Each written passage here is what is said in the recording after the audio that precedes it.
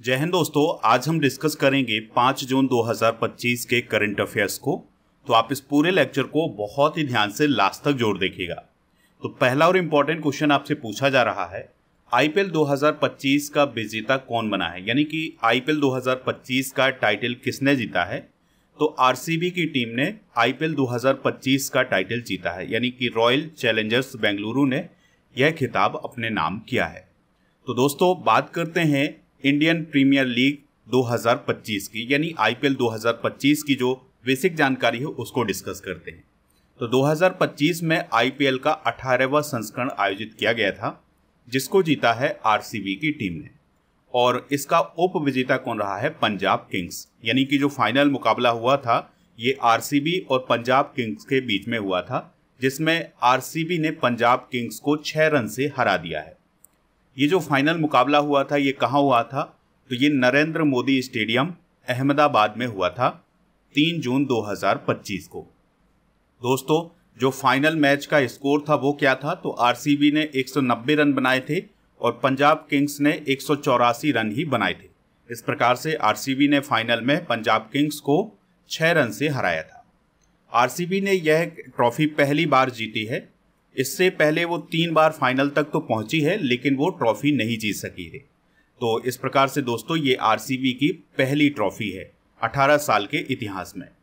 IPL 2025 के पुरस्कार discuss करते हैं, किसको कौन सा पुरस्कार मिला है। तो देखिए विजेता बना है आरसीबी, तो इसको 20 करोड़ रुपए की राशि मिली है। और उप विजेता रहा है पंजाब किंग्स, तो इसको 12.5 करोड़ रुपए की राशि मिली है। और फाइनल मैच के प्लेयर ऑफ द मैच कौन रहे हैं, कुणाल पांड्या, जो कि आरसीबी टीम के थे। ऑरेंज कैप किसे मिली है, साई सुदर्शन को, जो कि गुजरात टाइटंस की तरफ से खेलते थे। इन्होंने आईपीएल 2025 में सबसे ज़्यादा रन बनाए हैं, इसलिए इन्हें ऑरेंज कैप दी गई है। तो इन्होंने 759 रन बनाए हैं। इसके अलावा पर्पल कैप किसे दी गई है, प्रसिद्ध कृष्णा को। ये भी जीटी की तरफ से खेलते थे और इन्होंने 25 विकेट लिए हैं आईपीएल 2025 में। दोस्तों आपको याद रखना है कि जो पर्पल कैप है ये उस खिलाड़ी को दी जाती है जिसने सबसे ज़्यादा विकेट लिए होते हैं। Emerging player of the season का अवार्ड दिया गया है साई सुदर्शन को। मोस्ट वैल्यूएबल प्लेयर का अवार्ड दिया गया है सूर्य कुमार यादव को, जो कि मुंबई इंडियंस की तरफ से खेलते हैं। Super striker of the season का अवार्ड दिया गया है वैभव सूर्यवंशी को, जो कि राजस्थान रॉयल्स की तरफ से खेलते थे। और इनका जो स्ट्राइक रहा है वो 206 का रहा है। और इन्हें पुरस्कार के रूप में एक कार और एक ट्रॉफी भी दी गई है। आपको याद रखना है कि आईपीएल 2025 के सबसे युवा खिलाड़ी कौन थे, वैभव सूर्यवंशी। दोस्तों वैभव सूर्यवंशी ने सबसे कम उम्र में आईपीएल का शतक भी लगाया है। 14 साल और कुछ दिन उनकी उम्र थी, तो उन्होंने शतक लगाया था। और सबसे तेज शतक लगाने वाले भारतीय कौन बने हैं, वैभव सूर्यवंशी। तो इन्होंने 35 गेंदों में शतक बनाया था। ये पॉइंट भी आप याद रखिएगा। फेयर प्ले का अवार्ड किसे दिया गया है, सीएसके को, यानी चेन्नई सुपर किंग्स को। और कैच ऑफ द सीजन का अवार्ड दिया गया है कमिंदु मेंडिस को। तो दोस्तों ये 2025 के पुरस्कार आप जरूर नोट करें, क्योंकि यहाँ से क्वेश्चन पूछे जा सकते हैं। देखिए आपसे एक और क्वेश्चन पूछा जा सकता है कि आरसीबी टीम के कप्तान कौन थे, तो वो रजत पाटीदार थे। और पंजाब किंग्स के कप्तान कौन थे, तो वो थे श्रेयस अय्यर। तो ये 2 पॉइंट भी आप याद रखिएगा। बात करते हैं आईपीएल के हिस्ट्री की। तो दोस्तों आईपीएल की जो स्थापना है ये 2007 में हुई थी, लेकिन जो इसका फर्स्ट एडिशन हुआ था ये 2008 में हुआ था। इसके संस्थापक माने जाते हैं ललित मोदी। और इसका जो पहला खिताब है वो जीता था राजस्थान रॉयल्स ने 2008 में। और दोस्तों इसका आयोजक कौन होता है, बीसीसीआई, यानी बीसीसीआई इसका आयोजक होता है। और इसका वर्तमान में प्रायोजक कौन है, टाटा ग्रुप्स। ठीक है, तो ये पॉइंट आप नोट करते जाएं। दोस्तों आईपीएल के अब तक के जितने भी विजेता रहे हैं उनको यहाँ पर देख सकते हैं। तो आप पिछले 2-3 सालों का जरूर याद रखिएगा। जैसे 2022 में जीटी ने जीता था, 2023 में सीएसके, 2024 में केकेआर और अब 2025 में आरसीबी ने ये खिताब जीता है। अब हम ये भी देख लेते हैं कि किस टीम ने कितनी बार आईपीएल के खिताब को जीता है। तो देखिए मुंबई इंडियंस और सीएसके इन दोनों टीमों ने 5-5 बार आईपीएल का खिताब जीता है। तो मुंबई इंडियंस ने 2013, 15, 17, 19 और 20 में जीता है, जबकि सीएसके ने 2010, 11, 18, 21 और 23 में जीता है। केकेआर की टीम ने 3 बार जीता है। Rajasthan Royals, Sunriser Hyderabad, Deccan chargers, Gujarat Titans और आरसीबी, इन सभी टीमों ने एक एक बार आईपीएल का खिताब जीता है। दोस्तों, जो डेक्कन चार्जर्स टीम थी ये अब बंद हो चुकी है। इसने 2009 में आईपीएल का खिताब जीता था। अगला क्वेश्चन है, विश्व पर्यावरण दिवस कब मनाया जाता है? तो हर साल 5 जून को विश्व पर्यावरण दिवस मनाया जाता है। देखिए दोस्तों, हर साल इसकी एक नई थीम होती है। तो 2025 की थीम क्या है? प्लास्टिक प्रदूषण को हराना, यानी बीट प्लास्टिक पॉल्यूशन। और हर साल इस दिवस को मनाने के लिए एक मेजबान देश घोषित किया जाता है। तो 2025 के लिए जो मेजबान देश है वो है साउथ कोरिया, यानी कि विश्व पर्यावरण दिवस से संबंधित जो मुख्य कार्यक्रम होंगे ये साउथ कोरिया में होंगे। यह दिवस संयुक्त राष्ट्र पर्यावरण कार्यक्रम यानी UNEP के द्वारा आयोजित किया जाता है। पहली बार यह दिवस 1974 में मनाया गया था। अब ये दिवस 5 जून को ही क्यों मनाया जाता है, इसके पीछे का कारण है। देखिए दोस्तों, 1972 में जो स्वीडन की राजधानी है स्टॉकहोम, यहाँ पर पर्यावरण सम्मेलन हुआ था 5 जून से लेकर 16 जून के बीच में। तो इसी याद में दोस्तों 5 जून को विश्व पर्यावरण दिवस मनाया जाता है। पर्यावरण से संबंधित कुछ इंपॉर्टेंट डे डिस्कस करते हैं जो आपको याद रखने होंगे। जैसे राष्ट्रीय ऊर्जा संरक्षण दिवस 14 दिसंबर को, राष्ट्रीय आर्द्रभूमि दिवस 2 फरवरी को, विश्व मृदा दिवस 5 दिसंबर को, विश्व वन्यजीव दिवस 3 मार्च को, विश्व घरेलू गौरैया दिवस 20 मार्च को, विश्व जैव ईंधन दिवस 10 अगस्त को, विश्व हाथी दिवस 12 अगस्त को, और इसके अलावा विश्व पर्यावरण संरक्षण दिवस 26 नवंबर को, राष्ट्रीय प्रदूषण रोकथाम दिवस 2 दिसंबर को, विश्व जल संरक्षण दिवस 22 मार्च को, या विश्व जल दिवस जो है वो 22 मार्च को मनाया जाता है। विश्व ओजोन दिवस 16 सितंबर को, विश्व गैंडा दिवस 22 सितंबर को, जल संसाधन दिवस 10 अप्रैल को और विश्व जैव विविधता दिवस 22 मई को मनाया जाता है। अच्छा, अब आप हमें ये बताएं कि पृथ्वी दिवस कब मनाया जाता है। ठीक है, ये दिवस भी काफ़ी इंपॉर्टेंट है। तो पृथ्वी दिवस कब मनाया जाता है, इसका आंसर आप कमेंट बॉक्स में बताएं। बढ़ते हैं अगले क्वेश्चन की तरफ। तो क्वेश्चन क्या है, ली जे म्यूंग किस देश के राष्ट्रपति चुने गए हैं? तो वह साउथ कोरिया के राष्ट्रपति चुने गए हैं। तो साउथ कोरिया में अभी हाल ही में राष्ट्रपति चुनाव हुए थे जिसमें लिबरल पार्टी को जीत हासिल हुई है और ली जे म्यूंग साउथ कोरिया के नए राष्ट्रपति चुने गए हैं। अब देखिए दोस्तों, साउथ कोरिया में 2027 में चुनाव होने थे, लेकिन 2025 में ही ये चुनाव हो गए हैं, क्योंकि अभी तक जो साउथ कोरिया के राष्ट्रपति थे यून सुक योल, इन्होंने क्या किया था कि 2024 में अपने देश में मार्शल लॉ यानी आपातकाल लगा दिया। इसके बाद उनकी आलोचना हुई और जो वहाँ का विपक्ष था उसने इसका विरोध किया। इसके बाद उन्हें अपने पद से इस्तीफा देना पड़ा। इस प्रकार से 2025 में चुनाव हुए हैं और अब ली जे म्यूंग ने जीत हासिल कर ली है। साउथ कोरिया की बात करें तो इसे कोरिया गणराज्य के नाम से भी जाना जाता है और इसकी कैपिटल क्या है, सियोल, और इसकी करेंसी क्या है, दक्षिण कोरियाई वॉन। राष्ट्रपति हैं ली जे म्यूंग। और दोस्तों, इसका जो पड़ोसी देश है north Korea, Kim Jong Un वाला देश जो है नॉर्थ कोरिया, तो नॉर्थ कोरिया और साउथ कोरिया के बीच में 38वीं समानांतर भी निकलती है। ठीक है, तो आपसे पूछा जा सकता है कि जो 38वीं समानांतर रेखा है ये किन दो देशों के बीच है? तो ये साउथ कोरिया और नॉर्थ कोरिया के बीच में है। और साउथ कोरिया, नॉर्थ कोरिया ये दोनों एशिया महाद्वीप में है, इस बात को भी आप याद रखिएगा। कुछ अंतर्राष्ट्रीय नियुक्तियां डिस्कस करते हैं जो पिछले समय हुई हैं। जैसे क्रिश्चियन स्टॉकर ऑस्ट्रिया के चांसलर बने हैं, फ्रेडरिक मर्ज जर्मनी के नए चांसलर बने हैं, अलेक्जेंडर लुकाशेंको बेलारूस के राष्ट्रपति बने हैं, निकोलस मादुरो बेनोज। चलिए दोस्तों, कुछ अंतर्राष्ट्रीय नियुक्तियां डिस्कस करते हैं। तो क्रिश्चियन स्टॉकर ऑस्ट्रिया के चांसलर बने हैं, फ्रेडरिक मर्ज जर्मनी के नए चांसलर बने हैं, अलेक्जेंडर लुकाशेंको बेलारूस के राष्ट्रपति बने हैं, निकोलस मादुरो वेनेजुएला के राष्ट्रपति बने हैं, ड्यूमा बोको बोत्सवाना के पीएम बने हैं, बार्ट डी वेबर बेल्जियम के नए प्रधानमंत्री बने हैं और मोहम्मद अल बशीर सीरिया के अंतरिम पीएम बने हैं। तो ये कुछ अंतर्राष्ट्रीय नियुक्तियां हैं, इन्हें आप नोट जरूर कर लें। अगला क्वेश्चन डिस्कस करते हैं। उत्तर प्रदेश सरकार ने पुलिस और पीएसी भर्ती में अग्निवीरों को कितने प्रतिशत रिजर्वेशन दिया है? आंसर हो जाएगा 20%। यानी अब उत्तर प्रदेश में जो पुलिस की भर्ती होगी उसमें पूर्व अग्निवीर यानी कि जो रिटायर हो चुके हैं उनको 20% आरक्षण दिया जाएगा। ठीक है, इसके अलावा उन्हें उनकी आयु सीमा में 3 साल की छूट भी दी जाएगी। देखिए, अग्निवीर योजना के तहत जो पहला बैच है वो 2026 में रिटायर होने वाला है, तो 2026 के बाद ही ये आरक्षण उत्तर प्रदेश में लागू होगा। हरियाणा और ओडिशा जैसे राज्यों ने पूर्व अग्निवीरों के लिए 10% आरक्षण देने की घोषणा की है। इस प्रकार से कई ऐसे राज्य हैं जिन्होंने अग्निवीरों को आरक्षण देने की बात कही है।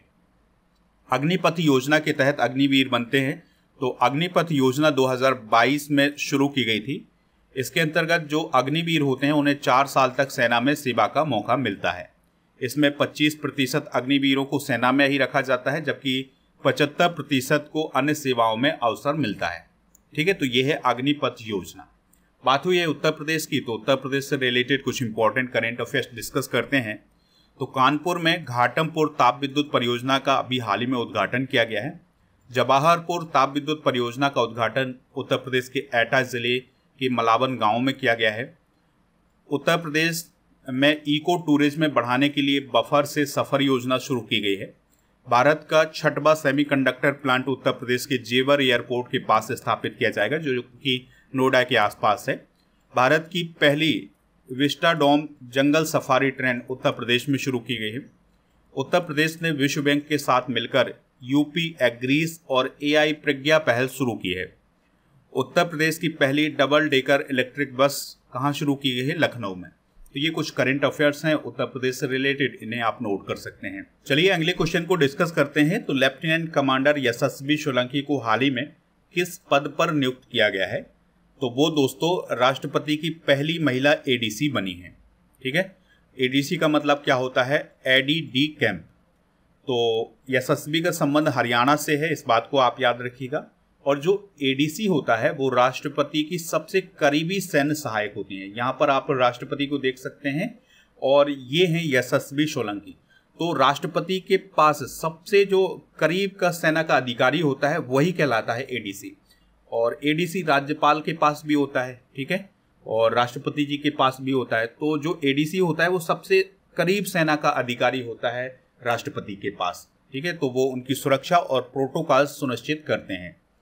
वर्तमान में राष्ट्रपति की सचिव कौन है? दीप्ति उमाशंकर। सचिव है दीप्ति उमाशंकर और एडीसी कौन बनी है? यशस्वी सोलंकी। चलिए कुछ प्रमुख महिलाएं डिस्कस करते हैं। जैसे आरती सरीन पहली महिला महानिदेशक सशस्त्र बल चिकित्सा सेवा बनी है। नईमा खातून पहली महिला कुलपति बनी है अलीगढ़ मुस्लिम विश्वविद्यालय की। साधना सक्सेना नायर पहली महिला महानिदेशक बनी है चिकित्सा सेवा सेना की। अवनी लेखरा पैरालंपिक में 2 गोल्ड मेडल जीतने वाली पहली महिला है। काव्या कार्तिकेयन माउंट एवरेस्ट पर सबसे कम उम्र की भारतीय महिला है। ज्योति रात्रे एवरेस्ट पर चढ़ने वाली सबसे उम्रदराज भारतीय महिला है। अनामिका राजीव भारतीय नौसेना की पहली महिला हेलीकॉप्टर पायलट हैं। प्रीति रजक भारतीय सेना की पहली महिला सूबेदार हैं। अदिति सेंडे जीडी बिरला पुरस्कार प्राप्त करने वाली पहली महिला वैज्ञानिक हैं। ठीक है, तो ये फर्स्ट महिलाएं हैं, इन्हें आप नोट कर सकते हैं। अगला क्वेश्चन है, किस कंपनी ने माइक्रोसॉफ्ट को पछाड़कर दुनिया की सबसे मूल्यवान कंपनी बनने का खिताब हासिल किया है? तो जो एनवीडिया कंपनी है उसने माइक्रोसॉफ्ट को पीछे छोड़ दिया है और सबसे मूल्यवान कंपनी अब बन गई है दुनिया की एनवीडिया। ठीक है, तो जो एनवीडिया है उसकी जो मार्केट कैप है वो है 3.45 ट्रिलियन डॉलर की, यानी कि लगभग 296 लाख करोड़ रुपए की उसकी मार्केट वैल्यू हो गई है। जबकि जो माइक्रोसॉफ्ट है उसकी जो मार्केट कैप है वो है 3.44 ट्रिलियन डॉलर की, यानी कि करीब 295 लाख करोड़ रुपए की मार्केट वैल्यू है माइक्रोसॉफ्ट की। इस प्रकार से जो एनवीडिया है वो सबसे वैल्यूएबल कंपनी बन गई है दुनिया की। दोस्तों एनवीडिया पहले स्थान पर है, दूसरे स्थान पर माइक्रोसॉफ्ट, तीसरे स्थान पर एप्पल और चौथे स्थान पर अमेजन। ये पॉइंट भी आप याद रख सकते हैं। एनवीडिया की बात करें तो यह एक मल्टीनेशनल कंपनी है और यह अमेरिका में स्थित है और दोस्तों कैलिफोर्निया में इसका हेडक्वार्टर है। 1993 में इसकी स्थापना की गई थी। दोस्तों इस कंपनी को किसने शुरू किया है? जेनसन हुआंग और क्रिस मलाकोक्सी और कार्टिस प्रीम ने। तो ये पॉइंट आपसे पूछा जा सकता है कि जो एनवीडिया कंपनी है इसकी स्थापना किसने की थी? तो इन तीनों ने इसकी स्थापना की थी। और यह company graphics processing unit, artificial intelligence chips और हाई परफॉर्मेंस कंप्यूटिंग के क्षेत्र में काम करती है। अगला क्वेश्चन है, कुमराम भीम संरक्षण रिजर्व किस राज्य में अधिसूचित किया गया है? तो यह जो कुमराम भीम संरक्षण रिजर्व है, यह तेलंगाना राज्य में स्थापित किया गया है। अगला क्वेश्चन है, कुमराम भीम संरक्षण रिजर्व किस राज्य में अधिसूचित किया गया है? आंसर हो जाएगा तेलंगाना। तो दोस्तों, तेलंगाना सरकार ने कुमराम भीम संरक्षण रिजर्व को अभी हाल ही में अधिसूचित किया है और यह जो रिजर्व स्थापित किया गया है, यह कुमराम भीम आसिफाबाद जिले में स्थापित किया गया है। और दोस्तों, यह जो संरक्षण रिजर्व बनाया गया है, यह कबाल टाइगर रिजर्व जो कि तेलंगाना में है और ताड़ोबा अंधारी टाइगर रिजर्व जो कि महाराष्ट्र में है, इन दोनों को जोड़ने का काम करता है। और इसका क्षेत्रफल 1492 वर्ग किलोमीटर के आसपास है और यहाँ पर तेंदुआ और टाइगर, जंगली कुत्ते, भालू, भेड़िया ये सभी पाए जाते हैं। और इस कदम से, यानी कि इस संरक्षण रिजर्व के स्थापित होने से तेलंगाना, महाराष्ट्र और छत्तीसगढ़ में जो वन्य जीव रिजर्व हैं, उनके बीच में जो टाइगर की आवाजाही है उसको बढ़ावा मिलेगा।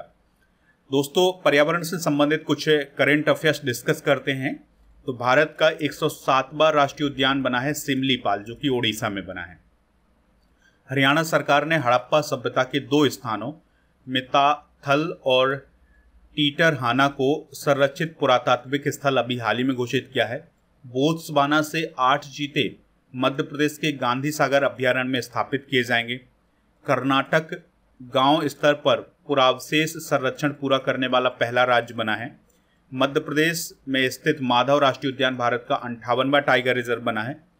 चाइना में सबसे प्राचीन जुरासिक पक्षी जीवाश्म मिले हैं और यूनेस्को ने इंदौर और उदयपुर को वेटलैंड सिटी के रूप में मान्यता दी है। अगला क्वेश्चन है, हाल ही में एलन मस्क के द्वारा एक्स चैट लॉन्च किया गया है, यह क्या है? तो यह एक सोशल मीडिया प्लेटफॉर्म है।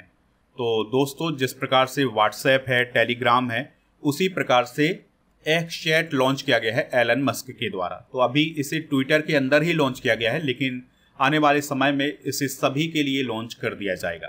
ठीक है, तो जिस प्रकार से आप व्हाट्सएप और टेलीग्राम के माध्यम से मैसेजिंग कर सकते हैं, उसी प्रकार से ये एक्स चैट लॉन्च किया गया है। यानी कि जो एक्स चैट है, ये आने वाले समय में व्हाट्सएप और टेलीग्राम को भी टक्कर दे सकता है। देखिए, कुछ सोशल मीडिया प्लेटफॉर्म है और यहाँ पर उनकी स्थापना और उनकी मूल कंपनी को डिस्कस करते हैं। जैसे फेसबुक की स्थापना 2004 में हुई थी और इसकी जो मूल कंपनी है वो है मेटा प्लेटफॉर्म, ठीक है, INC। और इसी प्रकार से इंस्टाग्राम की स्थापना 2010 में हुई थी, इसकी भी मूल कंपनी मेटा है। व्हाट्सएप की स्थापना 2009 में हुई थी, इसकी मूल कंपनी मेटा है। थ्रेड्स, इसकी स्थापना 2023 में हुई है, इसकी भी मूल कंपनी मेटा है। यूट्यूब, इसकी स्थापना 2005 में हुई थी, गूगल इसकी मूल कंपनी है। और ट्विटर, जिसे अब एक्स बोला जाता है, और इसकी स्थापना 2006 में हुई थी और एक्स कॉर्प्स इसकी मूल कंपनी है। स्नैपचैट 2011 में शुरू हुआ था और स्नैप INC इसकी मूल कंपनी है। लिंक्डइन, इसकी शुरुआत 2003 में हुई थी, माइक्रोसॉफ्ट इसकी मूल कंपनी है। टेलीग्राम की बात करें तो इसकी स्थापना 2013 में हुई थी और टेलीग्राम FZ LLC इसकी मूल कंपनी है। तो इस प्रकार के क्वेश्चन भी बनते हैं एग्जाम में, तो इनको आप नोट कर सकते हैं। अगला क्वेश्चन है, ग्लोबल लीडरशिप अवार्ड 2025 से किसे सम्मानित किया गया है? आंसर हो जाएगा इसका कुमार मंगलम बिरला को। ठीक है, तो 2025 का global leadership award Kumar Mangalam Birla को दिया गया है। और यह अवार्ड किसके द्वारा दिया गया है? US India strategic partnership forum के द्वारा। उन्हें यह सम्मान भारत और अमेरिका के जो संबंध हैं उनको मजबूत करने के लिए दिया गया है। दोस्तों, हाल ही में कुमार मंगलम बिरला को लता दीनानाथ मंगेशकर पुरस्कार 2025 से भी सम्मानित किया गया है। हाल ही में प्रदान किए गए कुछ प्रमुख अवार्ड डिस्कस करते हैं। तो मॉरिशस का सर्वोच्च नागरिक पुरस्कार प्रधानमंत्री नरेंद्र मोदी जी को दिया गया है। AM ट्यूरिंग अवार्ड 2024 एंड्रयू वायो और रिचर्ड सटन को दिया गया है। बारबाडोस के मानद ऑर्डर ऑफ फ्रीडम पुरस्कार से PM मोदी जी को सम्मानित किया गया है। टाइम पत्रिका का वुमेन ऑफ द ईयर सम्मान पूर्णिमा वर्मन को दिया गया है, जो कि असम की है। ब्रिटेन से मानद नाइटहुड की उपाधि सुनील मित्तल को दी गई है।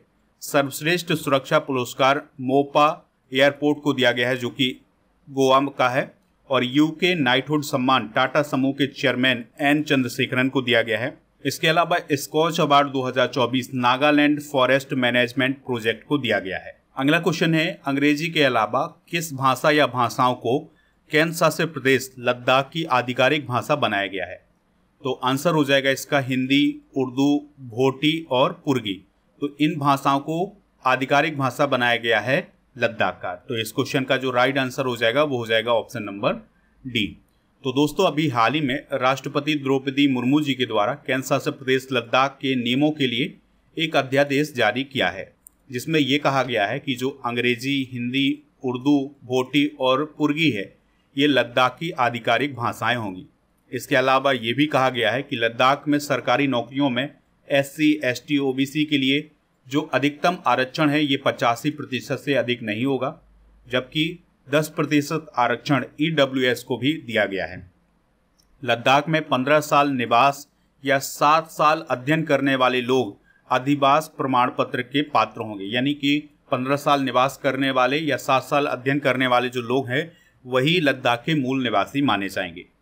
लद्दाख स्वायत्त पर्वतीय विकास परिषदों में 1/3 सीटें महिलाओं के लिए आरक्षित की गई हैं। तो ये अभी कुछ नियम पारित किए गए हैं, नियम जारी किए गए हैं लद्दाख के लिए, तो इनको आप नोट कर सकते हैं। दोस्तों आप स्टडी करके ऐप को इंस्टॉल कर सकते हैं। ई बुक वाले सेक्शन पर जाएंगे तो आपको मंथली करंट अफेयर्स की ई बुक मिल जाएगी, हिंदी इंग्लिश दोनों मीडियम में, ठीक है, तो इसको प्राप्त कर सकते हैं। इसके अलावा जनवरी से दिसंबर 2024 तक के 12 महीने के करंट अफेयर्स की ई बुक मिल जाएगी। और जो ऐप में कोर्स एंड PDF वाला ऑप्शन है, यहाँ पर राजा गुप्ता सर का जो अर्जुन GS फाउंडेशन बैच है ये आपको मिल जाएगा। अगर आप इस बैच को ज्वाइन करना चाहते हैं तो उसके लिए कूपन कोड यूज कर रहे हैं अर्जुन 500। इसकी जो वैलिडिटी है वो 2 साल की है, ये भी आप याद रखिएगा दोस्तों। इसके अलावा ऐप पर GK GS foundation online batch मिल जाएगा, तो इसको ज्वाइन कर सकते हैं। चलिए दोस्तों अब हम कल के करंट अफेयर्स को रिवाइज करते हैं। करोल नवरोकी ने किस देश का राष्ट्रपति चुनाव जीता है? पोलैंड। संयुक्त राष्ट्र महासभा यानी UNGA के 80वें सत्र के अध्यक्ष के रूप में किसे चुना गया है? एना लेना वेरवॉक को। संयुक्त राष्ट्र शांति मिशन के तहत 18वीं BSF की टुकड़ी किस देश भेजी गई है? कोंगो। ACI की 2024 एयर कनेक्टिविटी रैंकिंग में एशिया प्रशांत और मध्य पूर्व में टॉप 10 एयरपोर्ट में शामिल होने वाला एकमात्र भारतीय एयरपोर्ट कौन बना है? Indira Gandhi international airport. खीर भवानी मेला कहाँ आयोजित किया गया है? माता रागान्या देवी मंदिर में।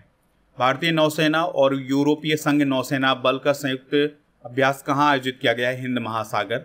ग्लेशियरों के संरक्षण पर अंतर्राष्ट्रीय सम्मेलन 2025 कहाँ हुआ है? तजाकिस्तान। इंदिरा गांधी और भारत को बदलने वाले वर्ष नामक पुस्तक को किसने लिखा है? श्रीनाथ राघवन ने। किस फुटबॉल क्लब ने 2024-25 UEFA चैंपियंस लीग जीते हैं? पेरिस सेंट जर्मेन ने। और वाडा के अध्यक्ष के रूप में तीसरी बार किसे चुना गया है? विल टोल्ड बांका को। तो ये सभी करंट अफेयर्स के क्वेश्चन भी आप नोट कर सकते हैं। दोस्तों आज के जनरल नॉलेज के पिटारे में हम भारत में प्रथम पुरुष डिस्कस करेंगे। जैसे पहले चीफ ऑफ डिफेंस स्टाफ कौन है? जनरल बिपिन रावत। स्वतंत्र भारत के गवर्नर कौन है? पहले लॉर्ड माउंटबेटन। स्वतंत्र भारत के पहले भारतीय गवर्नर कौन है? चक्रवर्ती राजगोपालाचारी। भारतीय थल सेना के पहले सेनापति कौन है? KM करियप्पा। फील्ड मार्शल कौन है? तो वो है मानेकशॉ। अंतरिक्ष यात्री कौन है पहले? Squadron leader Rakesh Sharma. और ICS कौन है? सत्येंद्र नाथ टैगोर। रेमन मैग्सेसे पुरस्कार प्राप्तकर्ता कौन है पहले? आचार्य विनोबा भावे। और नोबेल पुरस्कार विजेता पहले कौन है? रविन्द्रनाथ टैगोर। कल के करंट अफेयर्स में आपसे पूछा गया था कि संयुक्त राष्ट्र की स्थापना कब हुई थी? तो 24 अक्टूबर 1945 को इसकी स्थापना हुई थी। तो लगभग सभी लोगों ने इसका आंसर 24 अक्टूबर 1945 बताया हुआ है।